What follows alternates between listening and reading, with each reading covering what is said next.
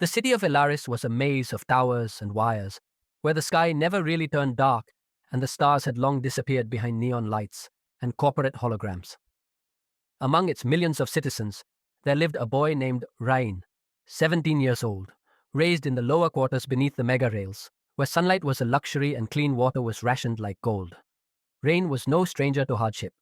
His mother worked 2 shifts at a recycling refinery, and his younger sister Lena often coughed through the night, thanks to the ever-thickening smog. Still, Rain smiled when he could, shared half of his dinner if someone needed it more, and dreamt, always dreamt, of something better. One rainy evening, as puddles reflected flickering advertisements, Rain walked past an alley behind the old circuit market. He heard something, soft, almost like a whisper. Not a voice, but an invitation. His feet stopped on instinct. A screen embedded in the wall flickered, displaying only 2 words. Want more? He blinked. Most ads were loud, chaotic, desperate for attention, but this was quiet, almost respectful. Curious, he pressed his hand against the screen. It scanned him. A menu unfolded. Access. Granted. Welcome, Rain Maris. His eyes widened. How did it know his name? Then came the message. A better life is possible. Clean air, safety, opportunity. All you must do is say yes.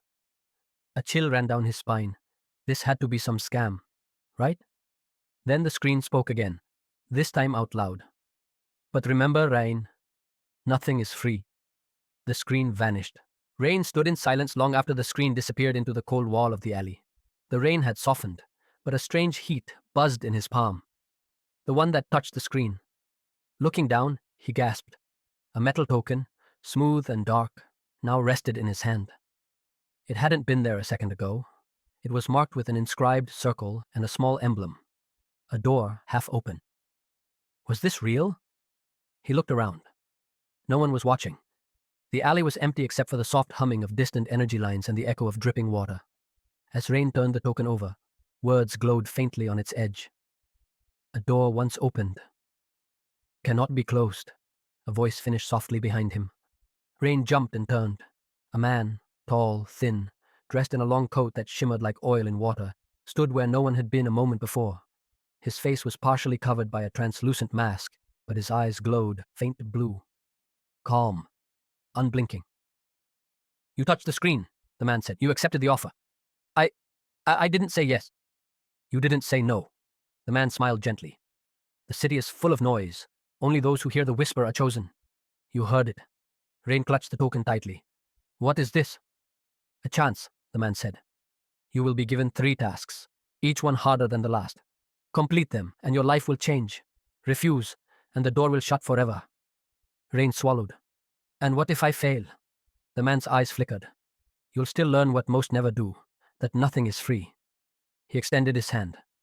Ready? Rain hesitated, then nodded slowly. The man took the token from his hand, and the world around them twisted. Rain blinked. They were no longer in the alley. Instead, he stood in a bright, marble-lined hall filled with food. Piles of it. Tables overflowing with bread, meats, fruits, and desserts he had only seen on screens. The air smelled of spice and sugar.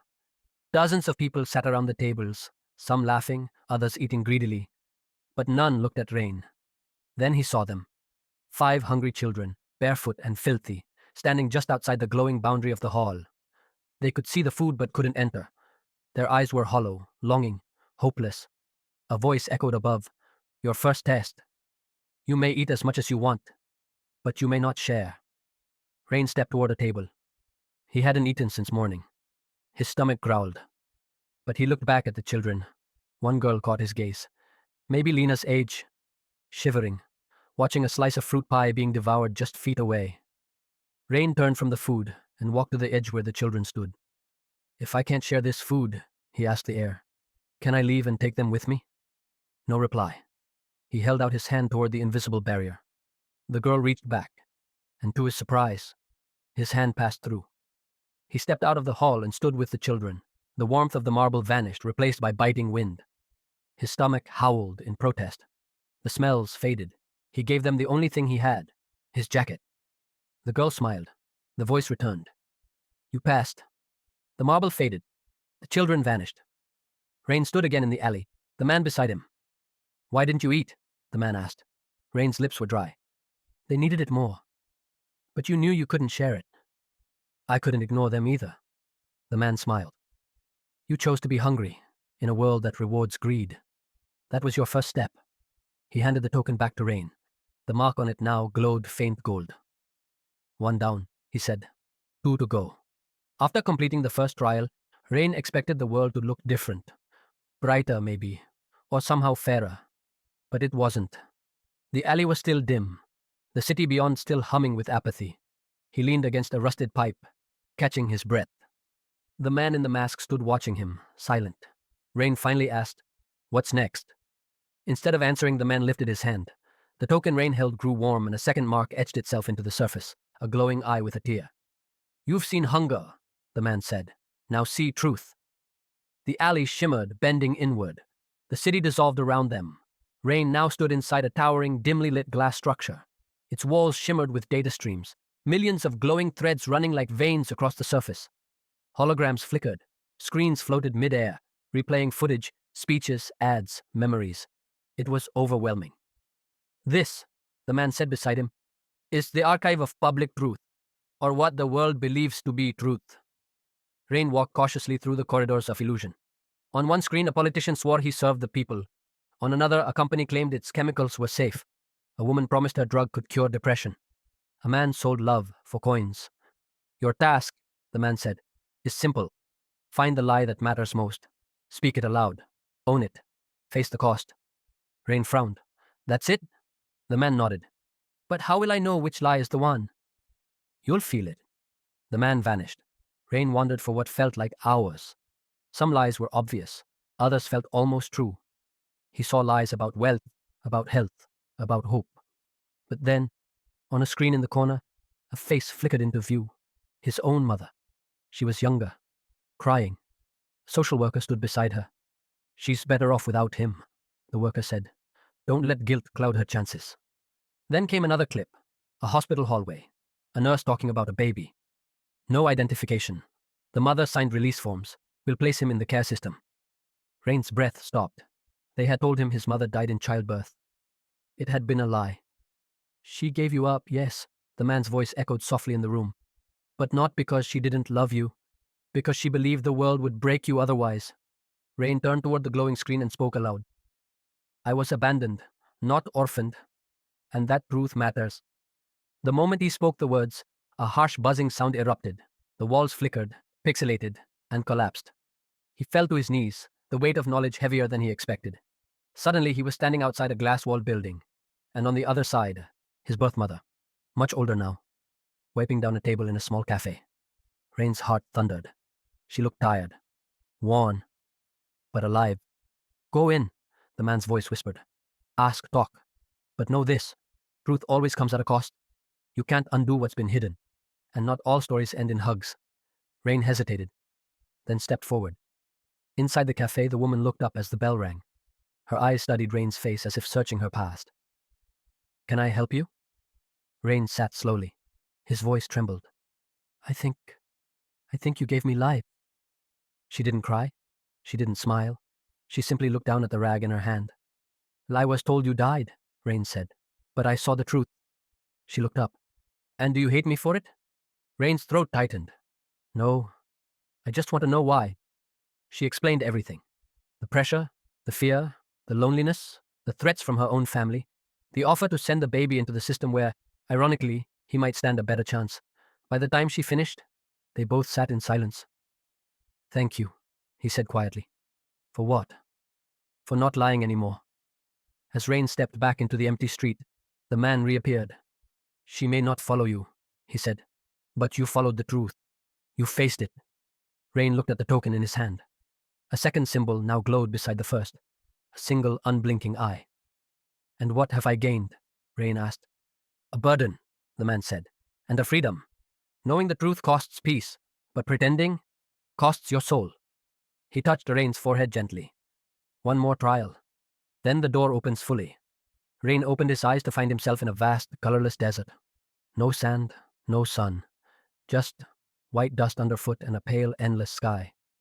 The masked man stood beside him, this time holding a scale in one hand, one side weighed down with golden coins, the other with black feathers. This is the desert of choice, he said, where freedom is earned by knowing what you truly value. Rain furrowed his brow. Value like money? No, cost, consequence, character. The man extended his hand. A coin made of glass floated above it. This is your final trial. Choose a path. But know this. Whatever you choose, something must be given up. Nothing is free. The ground around them split into 3 glowing paths. Each path led to a massive door. Door of comfort. Warm, soft light glowed from beneath. A voice whispered from behind. Here, you will never feel pain again. You will be safe, fed, loved, but you will forget who you are. Door of power. Lightning crackled behind it. A metallic voice boomed. Take this door, and you will gain wealth, strength, and control. But all who love you will turn away. Door of truth. Plain and unassuming, with no sound. Only a small sign. Everything will be revealed. But you may not like what you find. Rain stood frozen. Each door held a promise, but each exacted a price. Which would you choose? He asked the masked man. I have already paid, the figure said, voice hollow. This is your debt to understand. Trembling, Rain stepped toward the door of truth. It creaked open without a sound. Inside was a mirror. Not a magical mirror, not a portal, just a plain reflection. But Rain wasn't looking at himself. He saw his mother working double shifts, smiling through exhaustion. His brother, skipping meals so Rain could eat. The kind professor who offered him a free education, but he ignored it for a quick online scam. The scam victims. The loneliness behind every easy gain. His knees buckled. I didn't know I was the cost. Exactly, the masked man whispered, now standing behind him. You were free to choose, but that freedom was never free. The mirror dissolved. Now, Rain stood in a courtroom, not physical, but spiritual. The judge was a child, the jury his own memories. A voice boomed. Rain, you have taken. What will you give? Rain looked down at his hands. They were empty. I have nothing left. Then you must give yourself. The choice was clear. Redemption, but only through service. He closed his eyes. I will serve. And with that, the scales tipped. The black feathers faded. The golden coins scattered into light. Rain awoke again, this time in a real hospital bed, wired up, breathing. Doctors rushed in. Nurses cheered. His brother stood nearby, holding his hand. You're back. How? Rain croaked. They said your heart stopped. But someone found you. Said you needed a second chance. Who? His brother pointed to the corner. Empty. But a small pocket watch ticked there. On it, an engraving. Now you know the cost. Use your time well. Rain returned home, but nothing felt the same. His luxury apartment was gone. Sold off to cover debts. His bank accounts frozen. Reputation? Ruined. But something within had shifted. For the first time, Rain didn't feel like running. He felt like repaying. I want to make things right, he told his brother. His brother smiled weakly. That won't be easy. I know, Rain replied. Nothing is free. Rain visited each of the scam victims he could find. An old woman who lost her pension, a young man whose dream startup collapsed, a struggling mother left without savings. He sat across from them humbly. I can't undo what I did, but I want to help now. I can work. I can serve. Let me. Most turned him away. But one, a blind boy who had lost his education funds, smiled and said, You can help me read again. That moment lit a fire in Rain's heart. Rain launched a free education initiative for underprivileged youth. He didn't ask for donations. He worked in warehouses by day and tutored kids by night. His motto? Earn your redemption every single day. He used whatever he had left, time, energy, knowledge. He also launched a blog, Nothing is Free, where he shared his journey, his crimes, and his penance. Ironically, people listened more now than ever before, because he wasn't pretending anymore. Months passed. One day he received an email. Exclusive crypto opportunity, high returns, limited time. Just like old times, Rain. It was tempting. Just one click. He hovered his finger over the mouse. The doorbell rang. The blind boy stood outside holding a drawing. It showed Rain with angel wings, guiding kids through books. He teared up. Click. Delete. Nothing is free, he whispered. But some things are priceless. One night, Rain sat under a streetlight, exhausted but fulfilled. A man approached, face hidden beneath a familiar mask. You've repaid more than I expected, the voice said. Was it enough? The masked man paused. No, but you changed the currency. He removed the mask. It was Rain himself. Older, wiser, hollowed yet whole. You're not the boy who took, the reflection said. You're the man who gave. And with that, the figure vanished, leaving behind only a coin. One side bore a golden feather. The other, the words, Keep going. Rain's redemption story began to ripple out. His blog, Nothing is Free, now had thousands of quiet followers. Many were former scammers seeking a way out, victims learning to forgive, and ordinary people learning the cost of shortcuts.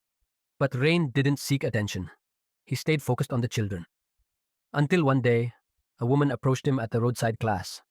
She wore a crisp suit and had tears in her eyes. You don't remember me, she said. I was your first victim.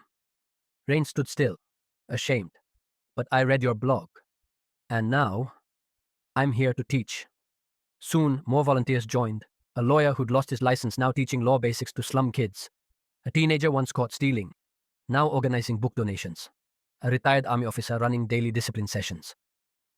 Rain realized, when one person owns their past, others find courage to change their future. He called this movement the Ripple Project. But change is never easy. Rain's growing influence caught the eye of corporate elites and ex-partners. Some had moved on. Others were still scamming, using AI tools, false NGOs, deepfake interviews. Rain's message? Dangerous. An anonymous threat came. Stop preaching, or we'll unbury your past. Again.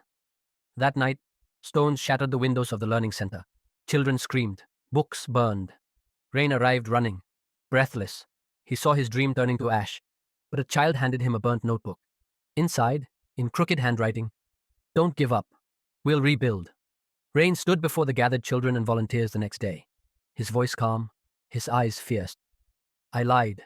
I cheated. I destroyed lives. But now I teach the one truth no scammer ever says out loud. Nothing is free. The cost of stealing is your soul. The price of redemption is daily, painful work. The crowd was silent. Then the first child clapped. Then another, and another, until a wave of applause and tears surged. The Ripple Project lived on. Media started noticing. Not with glamour, but with humility. Ex-scammer teaches street kids real worth, read one headline. Rain declined interviews. He sent reporters to interview the kids instead. 10-year-old Tara, once a pickpocket, now ran a mobile library. A boy named Ankit, who once sold fake SIMs, was now studying cybersecurity. To protect others. Rain realized, I may never undo my wrongs, but I can raise a generation that never repeats them. Rain stood alone one evening, staring into a cracked mirror inside the abandoned room he once used for online scam. A ghost of himself stared back, arrogant, greedy, justifying every wrong as survival. For a long moment, Rain whispered aloud.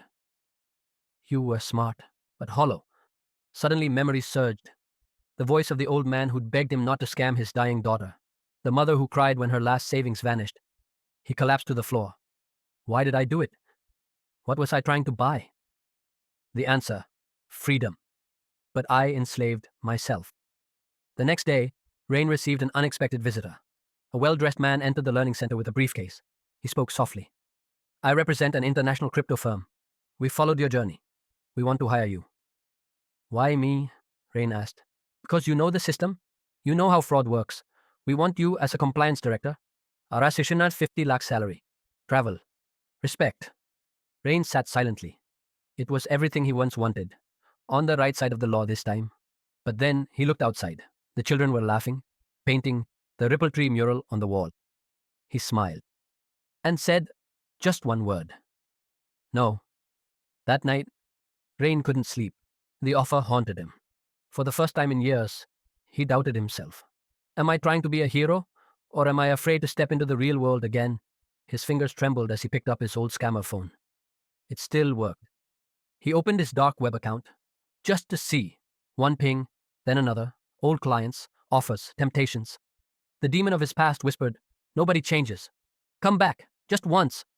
Rain stared at the glowing screen, and then he smashed the phone with a stone. No more? 2 weeks later, Rain was invited to speak at a national youth reform summit. He stood on stage. Silence filled the auditorium. He didn't use a PowerPoint. He showed two pictures, one of him in designer clothes beside a luxury car, the other teaching barefoot children under a tree. He said, "In the first, I owned everything, but felt nothing. In the second, I owned nothing, but felt alive." Then he held up an old coin he once used to scam a woman. "This cost her artists $10,000. It cost me 10 years of my soul." Nothing is free, not even regret. But change. Change costs everything. The crowd stood, clapping, not just in admiration but in awakening. The Ripple Project spread across cities. More ex-offenders joined. Victims became mentors. Kids became creators. One evening, Rain sat quietly. A little girl tugged his kurta. "Uncle, will you always be here?" Rain smiled. "No, but you will." She pulled him outside. On the center's wall, freshly painted, Rain's Ripple Room, where nothing is free and everything is earned. Tears welled in his eyes, not of sadness, but of release. He had finally paid the price, and this time he'd earned peace. Rain's Ripple Project was no longer just a learning center, it had become a movement. Ripple centers across India. Volunteers from 12 countries. Thousands of reformed youth leading classes on ethics, coding, storytelling, and healing. At the heart of every center stood a ripple tree, painted or planted, symbolizing rebirth. And at the center of it all, Rain, older, grayer, but more alive than ever. One morning, while watering the sapling outside the first center, a boy asked, "Uncle Rain, why is it called the Ripple Tree?" Rain knelt beside him and said, "Because when you throw a small stone of goodness into the world, the ripples reach shores you'll never see." One rainy afternoon, Rain received a worn-out envelope. There was no return address. Inside, just a single page. "Dear Rain, you once scammed me when I was desperate. You took everything I had saved. But I heard your speech on TV last month. I cried, not for the loss, but because I saw truth in your eyes. I forgive you, not because you asked, but because you became the man I prayed you'd be." Rani Sharma, Delhi. Rain sat for a long time, the paper trembling in his hands. Even the past can bloom. A major Indian newspaper ran a feature. From Scam King to Soul Healer, Rain's Ripple. The Minister of Education called personally, offering him an honorary position. But Rain declined again. "This isn't mine anymore. It belongs to those who still believe in second chances." He called a meeting of all Ripple leaders. Among them was Anya, a former pickpocket turned poet. She was only 22, but wise beyond years. He looked around the room and said, "One day, I won't be here, but the world will still need ripples. Who will lead it?" Anya stepped forward. "I will, but not alone.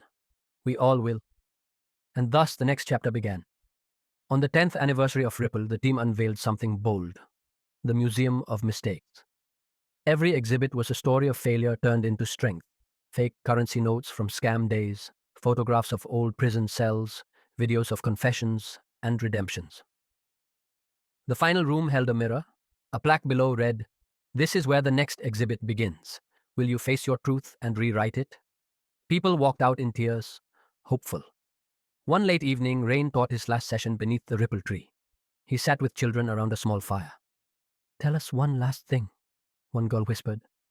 Rain closed his eyes and spoke slowly. "You can steal from the world. You can lie to it. You can trick it. But the only thing that truly listens is your soul. And it remembers everything." He reached into his pocket and took out the old scam coin, the one that haunted him for years. He placed it in the earth beside the Ripple Tree. "Let it rot here and grow into something better." The screen fades to black. Words appear. Nothing is free, but everything true is worth the cost. 6 months after the Museum of Mistakes went viral, Rain received a video call. On screen appeared Dr. Lucia Fernandez, director of the International Center for Restorative Justice, Spain. "Mr. Rain," she said, "we've followed your work for years. We'd like to bring the Ripple model to Europe. Would you come?" Rain paused. He hadn't left India in 15 years. His voice was quiet. "I'll come, if I can bring my mistakes with me." Lucia smiled. "That's exactly why we're calling you." Rain traveled with a small team, Anya, Dev, and two new youth leaders. They visited juvenile reform centers, In Spain, broken school districts in Brazil, post-conflict zones in Rwanda, marginalized immigrant communities in Germany. But they didn't lecture. They listened. They held truth circles, where ex-convicts sat with victims, where children spoke of hunger, abuse, and dreams. Everywhere they went, Rain ended his session with, "I'm not here to inspire you. I'm here to say, I failed too, but failure is not final unless you accept it." In a refugee camp in Greece, a young Syrian boy named Omar stood and asked, "Did the world forgive you, sir?" Rain sat beside him and said softly, "The world didn't need to. I had to forgive myself." Omar replied, "Then maybe I can too." That moment became a symbol, printed in newspapers, broadcast globally, two broken souls sharing one truth. Back in India, Ripple was no longer just a non-profit. It had become a philosophy. Colleges taught the Ripple curriculum. Prisons had Ripple pods, spaces where inmates meditated and wrote apology letters. On Republic Day, the President of India awarded Rain the Padma Shri for social impact. Rain stood at the podium and said, "I accept this not as a reward, but as a reminder of how much still needs healing." Anya, now 27, announced a new project, Ripple Inc., a publishing platform where reformed lives could publish poetry, memoirs, and letters. The first release, The Debt I Can Never Repay, by Rain. Part memoir, part confessional, part manual. It ended with, "If you're reading this, I owe you the truth. I was once the cost someone else paid. Now, I choose to be the gift someone else receives." One night, as Rain walked alone through a Ripple park, he passed a mural. It showed his younger self behind bars, his older self planting a tree, and a child, nameless, reaching toward the sky. A small plaque read, "Nothing is free, but some lives are priceless." Rain smiled. His journey had become everyone's. One morning, Rain received an envelope with no return address. Inside was a handwritten note. "You speak to the world about justice. But what about the life you took?" "I was her brother. No name, just initials." M.R. Rain froze. In all these years, he had apologized to the world, but not to the family of the woman he had accidentally killed at 19. Anya found him sitting still, letter in hand. "Maybe it's time," she said, "to face the first wound." Rain tracked down Mehul Rajput, the brother of Kavita, the woman who had died in the accident. Mehul had become a reclusive writer in Pune. Rain requested a meeting, and it was granted. He arrived alone. For 10 minutes, they sat in silence. Mehul finally spoke. "For years, I hated you. Then I watched a video of you in the refugee camp with that boy, Omar." He looked Rain in the eyes. "Do you still hear her voice?" Rain whispered. "Every time I close my eyes." Mehul took out a bundle of letters. Unsent, angry, grieving. He lit a match and burned them one by one. Rain watched silently. Mehul said, "Forgiveness isn't for you. It's for me, so I can finally stop dying with her every day." Rain broke down. On that evening, under the orange sky of Pune, two men who had been enemies shared silence like brothers. Months later, Rain released his final project, Nothing is Free, a ledger of truths. It wasn't a memoir. It was a collection of anonymous confessions from people around the world, a woman who left her child, a corrupt politician, a teenager who stole medicine, a man who forgave his mother's murderer. Each confession ended with the line, "I now understand the cost." The book became a global movement. Readers added their own pages, mailed them to Ripple. Within a year, a second volume was published, not written by Rain, but by the world.